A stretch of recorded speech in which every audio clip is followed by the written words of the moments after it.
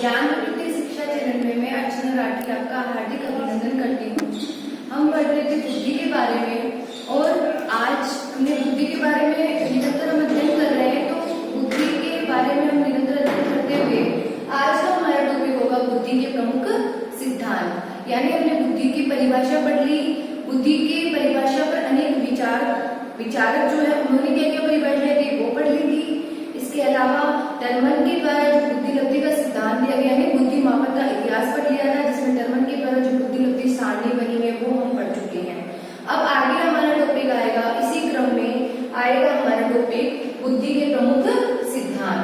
तो देखिए बुद्धि के प्रमुख सिद्धांत अनेक विचारकों ने बुद्धि के अलग अलग सिद्धांत दिए हैं और उन सिद्धांतों में जैसे अलग अलग सिद्धांत दिए कि किसी भी मस्तिष्क में, किसी भी मानव के मस्तिष्क में अलग अलग क्या होते हैं, बुद्धि के तत्व होते हैं।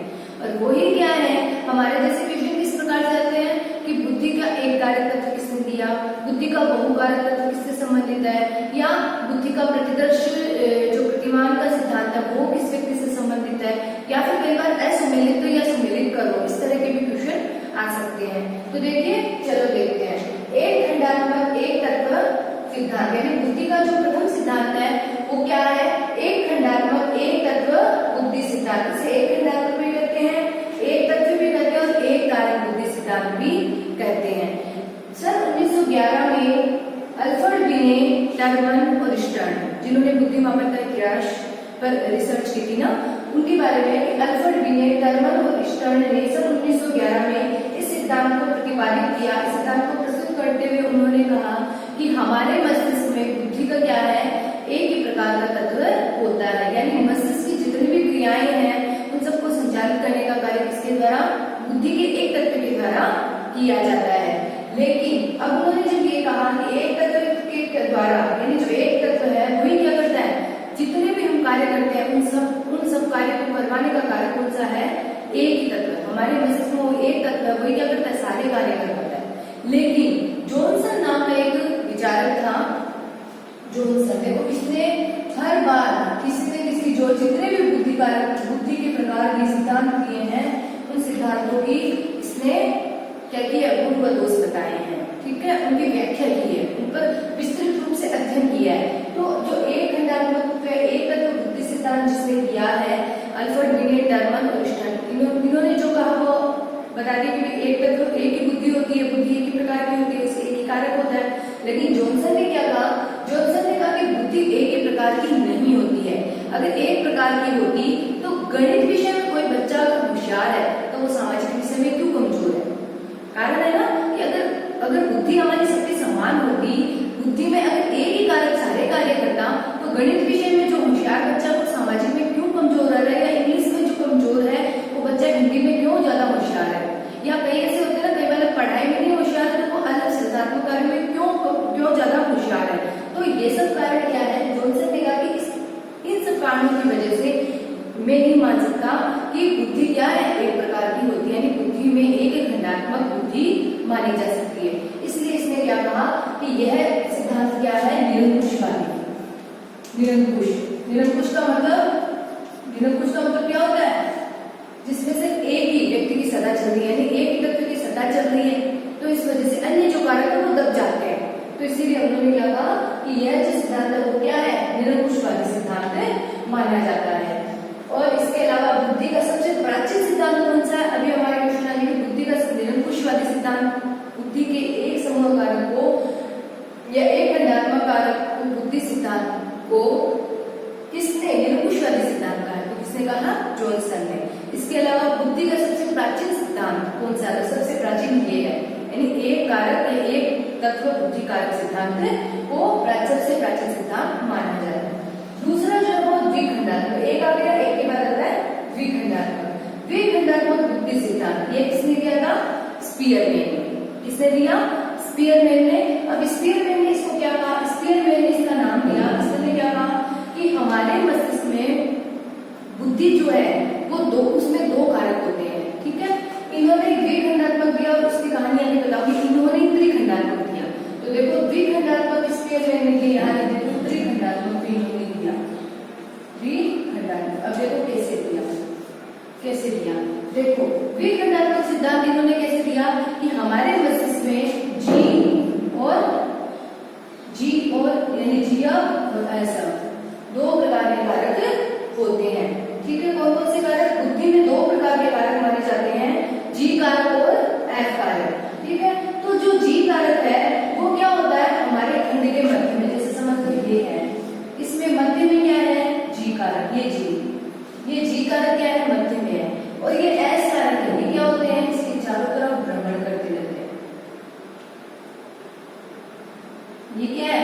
इसके चारों तरफ भ्रमण करते रहते हैं। यानी जी कारक क्या है? राजा है, और ये उसकी क्या है? एस कारक उसकी प्रजा, यानी राजा और प्रजा का सिद्धांत भी इसे कहा जाता है, जीएफ एसएफ का सिद्धांत भी कहा जाता है। तो देखिए आप द्विखंडात्मक बुद्धि सिद्धांत को जीएफ एसएफ कारक भी कहा जाता है, एसएफ कारक बुद्धि सिद्धांत भी कहा जाता है, राजा या प्रजा का सिद्धांत भी कहा जाता है। इसमें क्या कहा गया कि ये जो जी बुद्धि है वो जी बुद्धि क्या जन्मजात होती है। कैसी होती है? जन्मजात। ये जन्मजात है, और जन्मजात कारक होने की वजह से इसमें क्या बदलाव संभव नहीं होता। जी कारक कभी भी नहीं बदलता, क्योंकि ये जन्म से है तो जन्मजात है। जबकि एस कारक निरंतर बदलते रहते हैं, देखो अपनी जगह पे भी है ना, ये बदलते रहते हैं। तो ये क्या है? अर्जित है। ये क्या है? ये कारक अर्जित है। तो ये क्या वातावरण जनित होते हैं, जिसमें विभिन्न प्रकार के प्रशिक्षणों के माध्यम से इनमें बदलाव संभव है। कहने का तात्पर्य क्या है कि द्विखंडात्मक बुद्धि सिद्धांत में स्पीयरमैन के अनुसार दो प्रकार के कारक होते हैं, जी और एस। तो जीएफ और एसएफ दो कारक की वजह से इसे जीएफ और एसएफ कारक बुद्धि सिद्धांत भी कहते हैं। इसमें जी कारक जन्मजात होता है, जबकि एस कारक क्या होता है? अर्जित होता है। जी कारक राजा की तरह होता है, और जिस तरह राजा के चारों तरफ प्रजा रहती है उसी तरह एस कारक उस जी कारक के चारों तरफ क्या करते हैं? चक्कर लगाने का कार्य करते हैं। लेकिन थोड़े दिनों बाद ही ये जो स्पीयरमैन है, इन्होंने क्या कहा? इन्होंने कुछ वर्षों बाद अपने सिद्धांत में बदलाव दिया, और बदलाव करते हुए इन्होंने क्या कहा कि तीन प्रकार के कारक होते हैं। दो प्रकार के तो ये है जी और एस। तीसरा खंड इन्होंने क्या बताया? समूह कारक। तीसरा क्या बताया? समूह कारक। यानी तीसरा कारक क्या होता है? समूह। 1 नंबर, 2 नंबर और 3 नंबर। तो द्विखंडात्मक सिद्धांत भी स्पीयरमैन ने दिया, और त्रिखंडात्मक सिद्धांत भी स्पीयरमैन ने दिया। ठीक है, अब जॉनसन ने क्या कहा? इसमें राजा के नाम है ना, तो हम पॉलिटिकल में क्या पढ़ते हैं? जहां पर राजा का शासन होता है वो कौन सा तंत्र होता है? राजतंत्रात्मक। तो इस द्विखंडात्मक सिद्धांत को कौन सा सिद्धांत कहा जाता है? राजतंत्रात्मक सिद्धांत भी कहा जाता है। तो देखिए इसके कितने नाम हो गए? द्विखंडात्मक सिद्धांत स्पीयरमैन, त्रिखंडात्मक सिद्धांत स्पीयरमैन, जीएफ एसएफ कारक स्पीयरमैन, और राजा और प्रजा का सिद्धांत स्पीयरमैन। ठीक है, और इसके अलावा राजतंत्रात्मक सिद्धांत किसके द्वारा दिया? जॉनसन के द्वारा। यह भी क्या होगा? इसी का अन्य नाम माना जाता है। अब आगे आते हैं बहुखंडात्मक बुद्धि सिद्धांत। अब बहुखंडात्मक जो बुद्धि सिद्धांत है उसका प्रतिपादक कौन है? थॉर्नडाइक। उन्होंने क्या कहा कि हमारी बुद्धि में बहु यानी बहुत अनगिनत इतने सारे कारक मौजूद हैं कि उनकी वजह से इसे क्या कहा जाता है? बहुखंडात्मक सिद्धांत कहा जाता है। जो बुद्धि में हमारी बुद्धि में जो बहुत सारे कारक है वो क्या करते हैं? सभी मिलजुल कर कार्य करते हैं। यानी एक व्यक्ति का एक कारक का काम दूसरा कारक भी कर सकता है, दूसरे कारक का काम तीसरा कारक भी कर सकता है। यानी सारे कारक क्या है? एक दूसरे के पूरक है।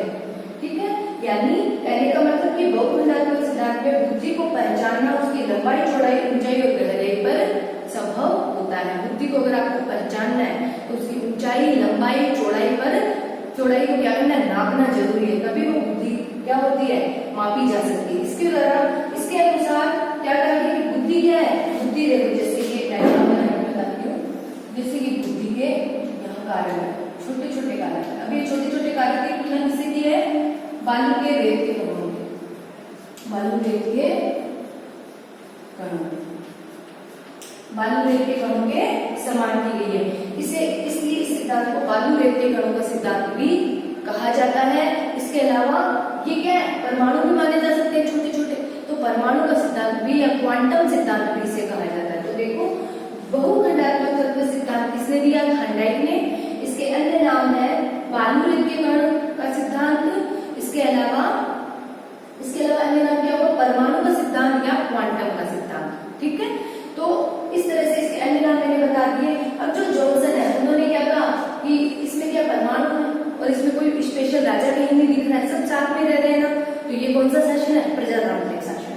प्रजातांत्रिक शासन है जहाँ पर जनता को भी क्या कर भागीदार बनाया जाता है। तो इसीलिए यहाँ पर एक विशेष राजा नहीं होने की वजह से संपूर्ण प्रजा ही क्या है, संपूर्ण प्रजा का ही कार्य किया जा रहा है, सब मिलजुल कर कार्य कर रहे हैं। तो ये कौन सा शासन है जॉनसन के अनुसार?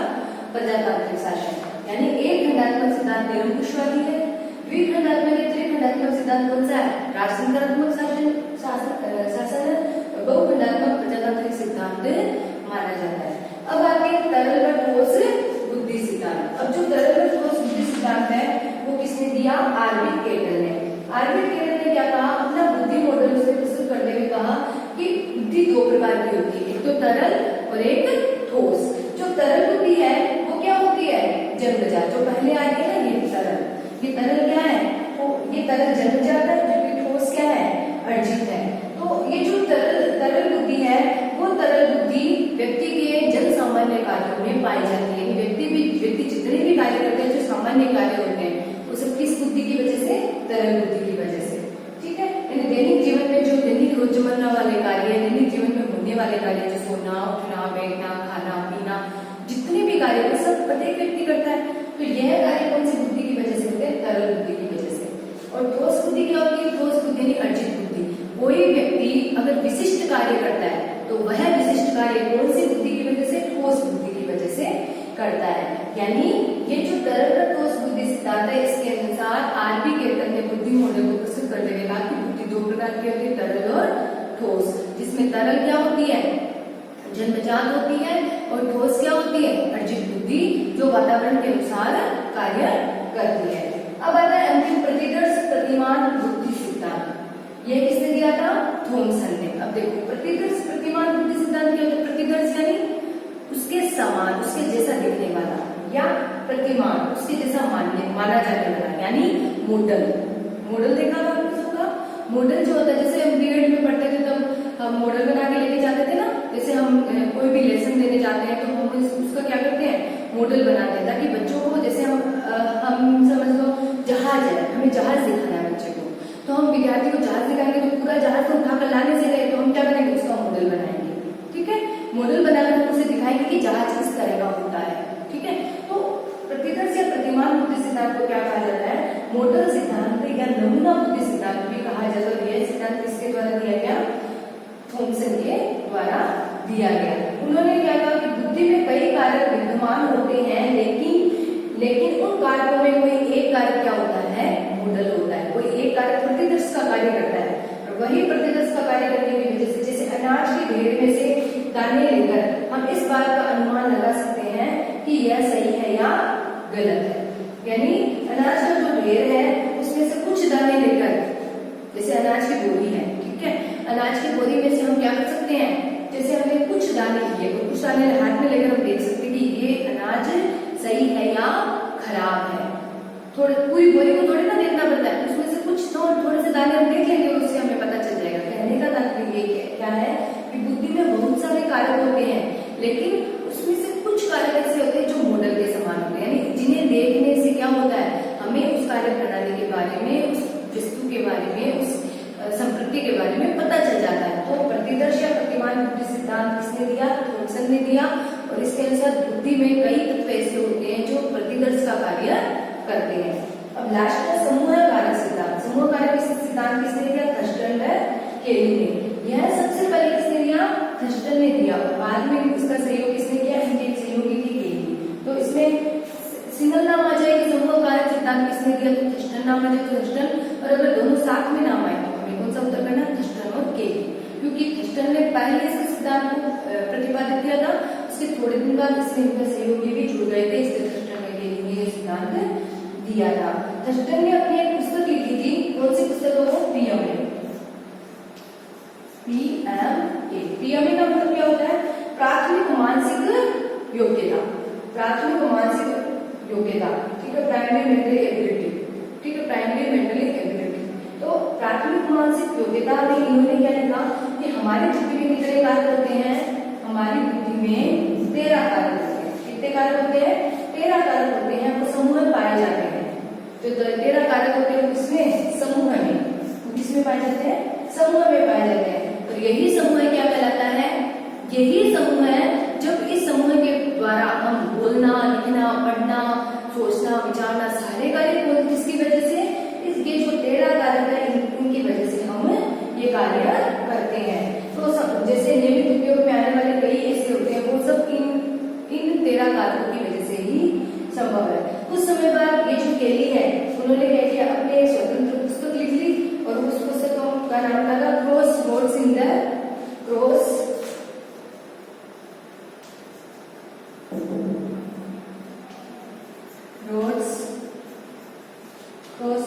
The mind of man, in the mind of man.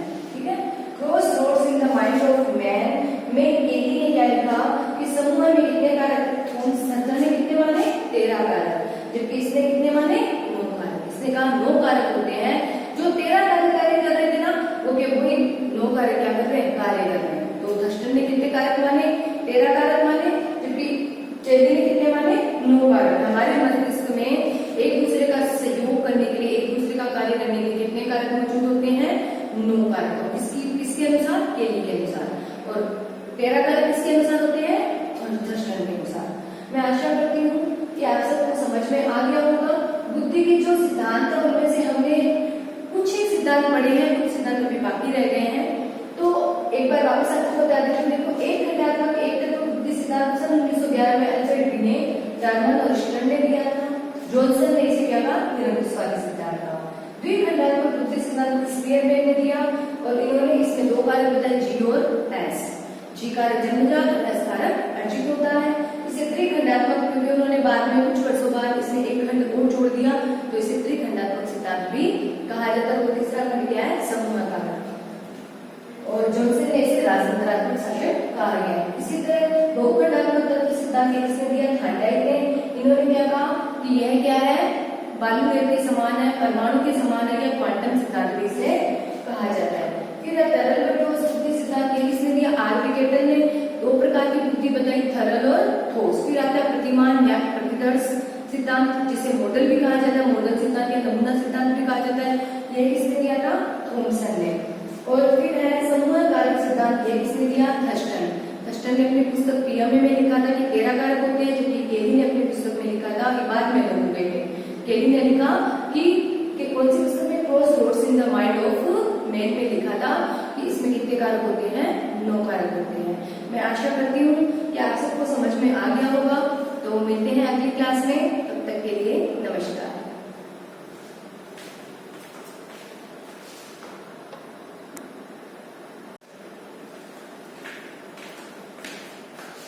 नमस्कार, ज्ञान विविधता शिक्षा चैनल में मैं अर्चना राठी पुनः आपका हार्दिक अभिनंदन करती हूँ। तो कैसे हो आप सब, मैं आशा करती हूँ आप भी अच्छे होंगे, जैसे मैं अच्छी हूँ। लॉकडाउन का फायदा उठा रहे होंगे। तो देखिए, हम पढ़ रहे थे बुद्धि के प्रमुख सिद्धांतों के बारे में। बुद्धि के हम 6 सिद्धांत पढ़ चुके हैं और 6 सिद्धांत और बाकी है। तो आज की हमारी क्लास में हम पढ़ेंगे बुद्धि के प्रमुख सिद्धांतों के बारे में, जो बचे हुए सिद्धांत है उनके बारे में। तो फिर कर लेते हैं चर्चा। तो आप ध्यान रखिएगा। देखिए, बुद्धि के प्रमुख सिद्धांत में जो 7वां सिद्धांत है वो है गिलफोर्ड का त्रिआयामी बुद्धि सिद्धांत। गिलफोर्ड का त्रिआयामी बुद्धि सिद्धांत क्या है, जो त्रिआयामी बुद्धि सिद्धांत है वो क्या होता है, सो ये इसने दिया था, जेपी गिलफोर्ड ने दिया था। वो कहाँ के निवासी थे, सोवियत संघ के निवासी थे। उन्होंने क्या बताया कि किसी भी बुद्धि के 3 आयाम यानी 3 उसके भाग होते हैं और 3 आयामों से वो मिलकर बना होता है। और यही 3 आयाम उन्होंने कौन कौन से बताए, विषय वस्तु, संक्रिया और उत्पाद। ठीक है, विषय वस्तु, संक्रिया और उत्पाद। इसमें विषय वस्तु 4, विषय वस्तु के कितने होते हैं, 4, संक्रिया के 5 और उत्पाद के 6। तो इस तरह से अगर हम इन्हें सबको गुणा करें, यानी विषय वस्तु 4 गुना संक्रिया 5 और उत्पाद गुना उत्पाद का हो जाएगा 6, यानी विषय वस्तु, संक्रिया और उत्पाद, इन तीनों को अगर गुणात्मक आकलन करें तो कितने आएंगे बुद्धि के प्रमुख तत्व, 120 तत्व। तो गिलफोर्ड के आंसर, ये बहुत मोस्ट क्वेश्चन है कि जेपी गिलफोर्ड ने बुद्धि के कितने कारक बताए हैं। तो बुद्धि के कितने कारक बताए हैं, 120 कारक बताए हैं। और यही कारक क्या कहलाते हैं, इन्हीं कारकों की वजह से त्रिआयामी बुद्धि सिद्धांत कहते हैं। अब आप इसमें ये मत करना कि त्रि लिखा हुआ तो 3 कर लें। त्रिआयाम, उन्होंने 3 आयाम बताए हैं कि इन 3 आयामों के आधार पर बुद्धि माने जाते हैं। तो वो 3 आयाम कौन कौन से हैं? विषय वस्तु, संक्रिया और उत्पाद। अगला जो है वह बहुबुद्धि सिद्धांत। और ये बहुबुद्धि सिद्धांत किसने दिया था? हार्वर्ड गार्डनर ने। हार्वर्ड गार्डनर ने क्या दिया? हार्वर्ड गार्डनर के अनुसार व्यक्ति में बहुबुद्धि, बहुत प्रकार की बुद्धि पाई जाती है।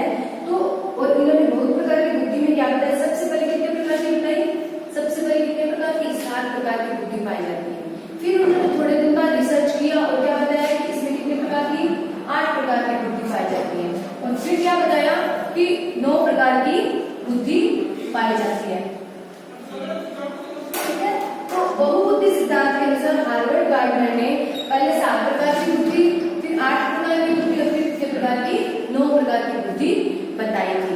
कहने का तात्पर्य ये है कि अगर क्वेश्चन आ जाए अपने हार्वर्ड गार्डनर ने कितने प्रकार की बुद्धि बताई, तो ऐसे तो आएगा 9 प्रकार की, लेकिन मूल रूप से कितनी बताई? तो आएगी 7 प्रकार की बुद्धि। ठीक है, अब ये जो 7 प्रकार की बुद्धि कौन कौन सी है? जैसे शाब्दिक बुद्धि, अमूर्त बुद्धि, मूर्त बुद्धि, व्यवसायिक बुद्धि, अंतर्वैयक्तिक बुद्धि, गतिक बुद्धि, तार्किक बुद्धि और जो अंतर्वैयक्तिक है उसी तरह अंतरावैयक्तिक बुद्धि, स्थानिक बुद्धि, संगीतात्मक बुद्धि और अंतिम रूप से होगी प्राकृतिक बुद्धि। इस तरह उन्होंने बुद्धि के अलग अलग कारक बताए हैं। फिर आता आश्चर्यजनक बुद्धि सिद्धांत। ये किसने दिया था? B S Bloom. ये बहुत ईजी है। देखो आश्चर्यजनक बुद्धि सिद्धांत क्या है? इस बुद्धि सिद्धांत के अनुसार बीएस ब्लूम ने कहा कि बुद्धि के कोई कारक नहीं होते हैं, बुद्धि तो एक आश्चर्यजनक बात है, एक आश्चर्यजनक बात है। इसी वजह से व्यक्ति क्या करता है? विभिन्न प्रकार के कार्य करता है। तो उन्होंने इसको क्या दिया? आश्चर्यजनक बुद्धि सिद्धांत नाम दिया। फिर आता है अंतिम क्या जो है लेवल फर्स्ट लेवल सेकेंड बुद्धि सिद्धांत। ये किसने दिया? जॉनसन, जिसके बारे में हम थोड़ी देर से चर्चा कर रहे थे, जिसने सबका अध्ययन किया था। उसने क्या दिया? Level first level second, level first level 2 बुद्धि सिद्धांत, जिसमें लेवल फर्स्ट और लेवल 2 दो इसके सिद्धांत है। तो लेवल फर्स्ट जो है वो क्या है?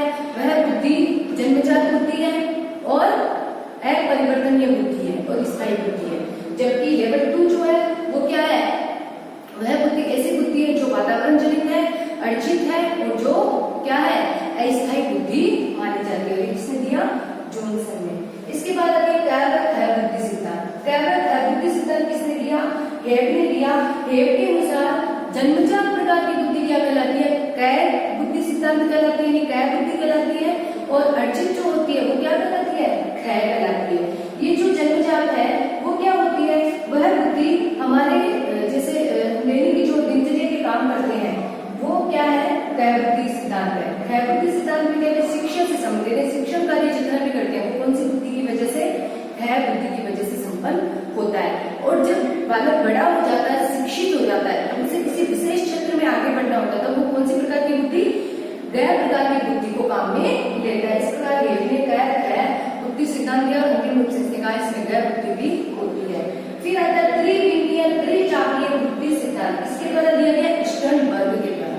त्रिविमीय त्रिचापीय बुद्धि सिद्धांत किसके द्वारा दिया गया है? स्टर्नबर्ग के द्वारा। तो देखिए त्रिविमीय, विमीय का मतलब होता है दिशा, यानी 3 दिशाओं का बुद्धि सिद्धांत क्या कहलाता है? क्या कहलाता है? त्रिविमीय त्रिचापीय बुद्धि सिद्धांत कहलाता है। यानी एक व्यक्ति की बुद्धि 3 दिशाओं में कार्यरत होती है। 3 दिशाओं में कार्य, इसके 3 घटक होते हैं। 3 घटक होने की वजह से त्रिविमीय त्रिचापीय बुद्धि सिद्धांत कहते हैं। इसके द्वारा स्टर्नबर्ग के द्वारा दिया गया है। स्टर्नबर्ग ने क्या कहा कि 3 प्रकार के घटक होते हैं: प्रसंगाश्रित घटक, आनुभाविक घटक और वातावरणीय घटक। प्रसंगाश्रित घटक मतलब व्यक्ति किसी एक प्रसंग के आधार पर अपनी बुद्धि को निरंतर कार्य करवाता है, तो क्या कहलाता है? प्रसंगाश्रित घटक कहलाता है।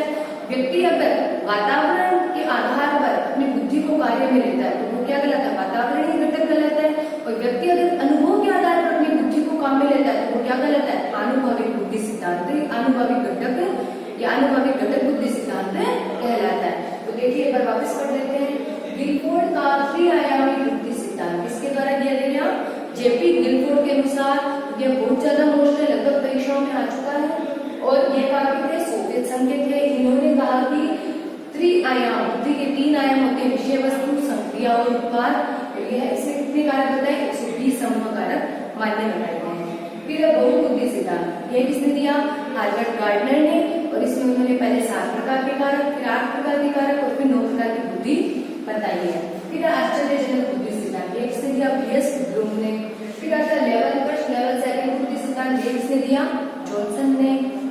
फिर आता है डायरेक्ट बुद्धि सिद्धांत ये किसने दिया? लेब ने। और अंतिमत्री विनियंत्री चार्य बुद्धि सिद्धांत ये किसने दिया?